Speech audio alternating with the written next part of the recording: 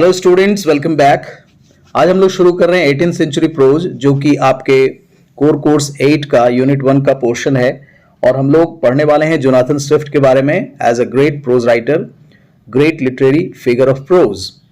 उनका क्या कंट्रीब्यूशन रहा है प्रोज में, आइए हम लोग देखते हैं।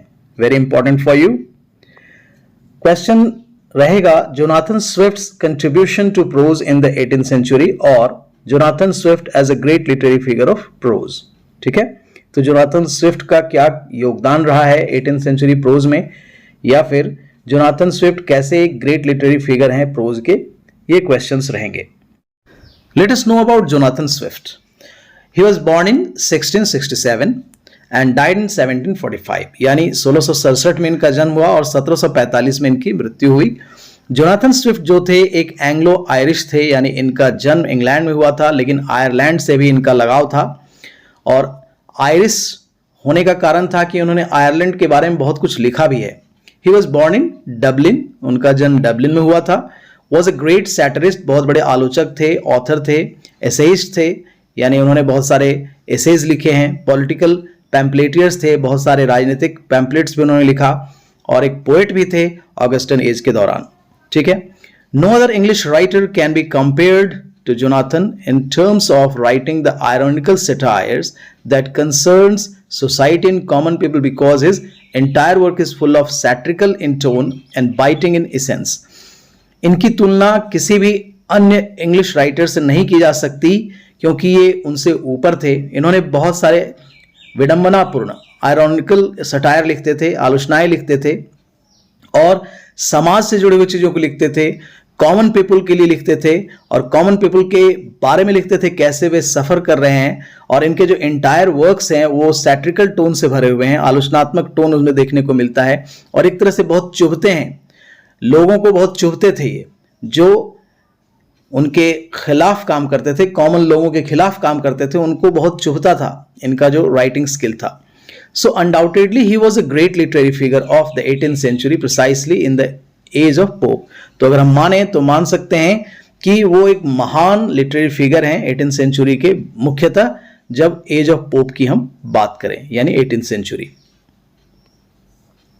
His main works, उन्होंने जो कंट्रीब्यूट किया है, The Battle of Books 1704, A Tale of Tub 1704, Gulliver's Travels 1726, The Drapier Letters 1724 to 25, A Modest Proposal जो आप लोगों को पढ़ना भी है 1729, A Meditation upon a Broomsticks 1703 to 1710, and A Letter of Advice to a Young Poet, ये 1721 में लिखा गया, तो ये भी आपको पढ़ना है। So these are his main works. उन्होंने बहुत ही सारे कंट्रीब्यूशन दिए हैं प्रोज वर्क्स में, इंग्लिश में।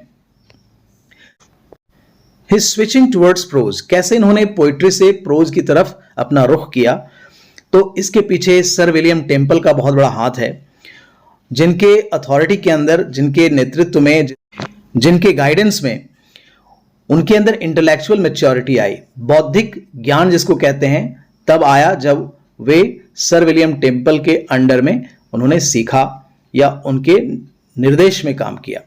Swift wrote a number of poems, उन्होंने बहुत सारे कविताएं भी लिखी हैं बिटवीन 1691 टू 1694, नोटेबली 6 ओड्स, खासकर 6 ओड्स उन्होंने लिखे हैं इस दौरान।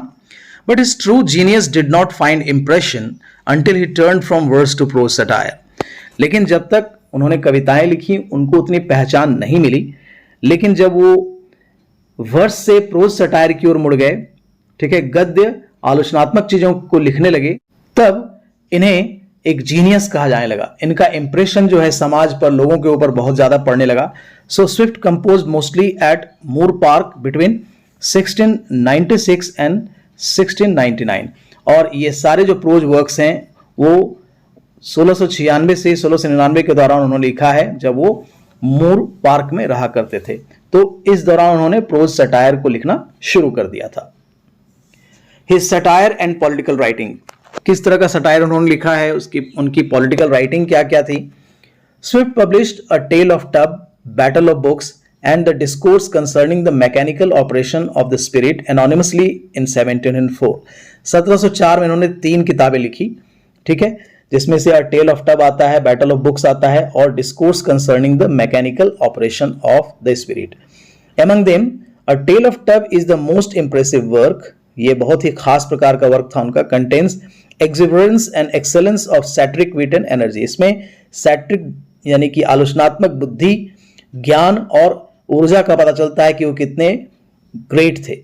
But it was harshly disapproved of by the church of England, लेकिन चर्च के द्वारा इनका जो लिखा हुआ टेल ऑफ टब था इसकी बहुत आलोचना हुई। Nonetheless his writing earned a good reputation in London, लेकिन इसके बावजूद भी लंदन में इनका रेपुटेशन जो है बहुत बढ़ गया और लोगों ने इन्हें पसंद करना शुरू किया। In 1710 Swift devoted to gigantic powers of his pen, उन्होंने अपने पेन का सही प्रयोग करना, अपने पेन की शक्ति का प्रयोग करना सीखा। बिकेम अ पॉलिटिकल स्टार, और एक पॉलिटिकल स्टार बन गए। ऑफ सम मैग्नीट्यूड, एक बहुत उच्च कोटि के लेखक बन गए। पॉलिटिकल सटायर्स भी लिखने लगे। Swift wrote some of the most cutting and well known political pamphlets of the day, और उन्होंने बहुत खास प्रकार के पॉलिटिकल पैम्पलेट्स भी लिखा उन दिनों, including the conduct of the allies and attack on the Whigs, उन्होंने विग्स पार्टी पर एक अटैक भी किया था, the conduct of the allies के नाम पर। तो इस तरीके से उनका करियर जो है पॉलिटिकल राइटिंग में भी देखा जा सकता है। लेकिन जब हम उनकी बात करते हैं तो हिज कंट्रीब्यूशन टू प्रोज वह बहुत ही ग्रेट माना जाता है। So he contributed his spirit of criticism and style in English prose, उन्होंने एक कंट्रीब्यूशन दिया, योगदान दिया है स्पिरिट ऑफ क्रिटिसिज्म के साथ, स्टाइल के साथ इंग्लिश प्रोज में। He avoided 17th century prose style, उन्होंने 17वीं शताब्दी में जो प्रोज स्टाइल लिखा जाता था, जिस स्टाइल में लिखा जाता था, उसको अवॉइड किया, विच वॉज हाईली ऑर्नामेंटल, बहुत ही बनावटी था, and full of emotional strain, बहुत सारे भावनात्मक चीजें उसमें दिखाई पड़ती थी।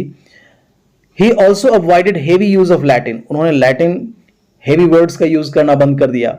ही aimed at the purity and dignity of English language, उन्होंने ध्यान रखा कि अंग्रेजी भाषा की शुद्धता क्या है, इसका सम्मान क्या है, और इस तौर पे इंग्लिश लैंग्वेज का प्रयोग उन्होंने करना शुरू किया। His prose style is lucid, उनके प्रोज लिखने का जो तरीका था बहुत ही सिंपल, ल्यूसिड था, विगरस था, बहुत ही ऊर्जा देने वाला था।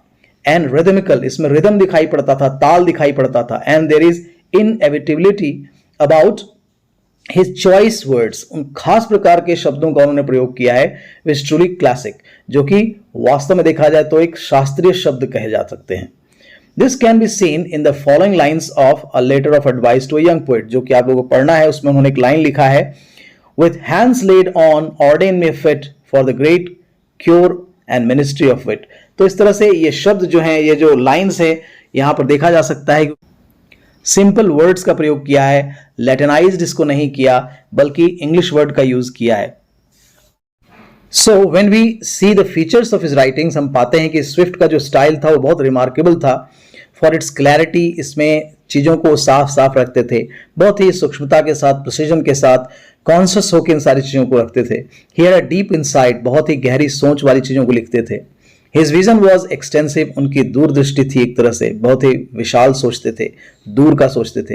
He was proving and above all he remained simple and clearly comprehensive, जो कुछ भी वो कहते थे उनका मुख्य उद्देश्य होता था जो कहें उसे बहुत ही आसानी से और साफ साफ समझने लायक हो। डायरेक्टनेस और सिंप्लिसिटी जो थी, और प्लेननेस, बिल्कुल सिंपल तरीके से, और इकोनॉमी ऑफ वर्ड्स का वो यूज करते थे। डीप एंड पैशनेट कन्विक्शन, बहुत ही गहराई के साथ, खास चीजों को कन्विक्शन के साथ, एक दृढ़ निश्चय के साथ, और यह एक एम लेकर लिखते थे। Simple, precise and transparent language का यूज करते थे, और ये सब उनके की फीचर्स थे उनके राइटिंग स्टाइल के। So Swift employed figures of speech and epigrammatic expressions very rarely, और बहुत ज्यादा फिगर ऑफ स्पीच का यूज नहीं करते थे, बहुत ही एनिग्मेटिक यानी कि बहुत ही पहेली वाले शब्द का प्रयोग उन्होंने नहीं किया है, शायद ही कभी यूज किया होगा, but this is not an absolute truth. लेकिन यह पूरी तरह से सत्य नहीं, क्योंकि बहुत बार उन्होंने कुछ चीजों को ऐसा कहा है जिसको समझने में थोड़ा समय भी लगता था। He had used figure of speech here and there, कहीं कहीं उन्होंने फिगर ऑफ स्पीच का यूज भी किया है यहाँ वहां। In fact he tried to avoid the figurative language, उन्होंने कोशिश की है कि फिगरेटिव लैंग्वेज का बहुत ज्यादा यूज न करें।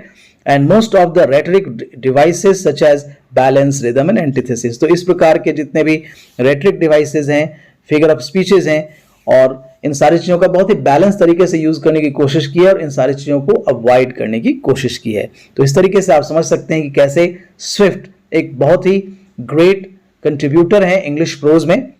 सो आई होप दैट कि अब आप इसे समझ गए होंगे कि कैसे स्विफ्ट ने अपना योगदान दिया है प्रोज राइटिंग की तरफ। So dear students, thanks a lot for watching the video, keep watching, I am coming with the next video very soon. Thanks again, have a good day, bye bye.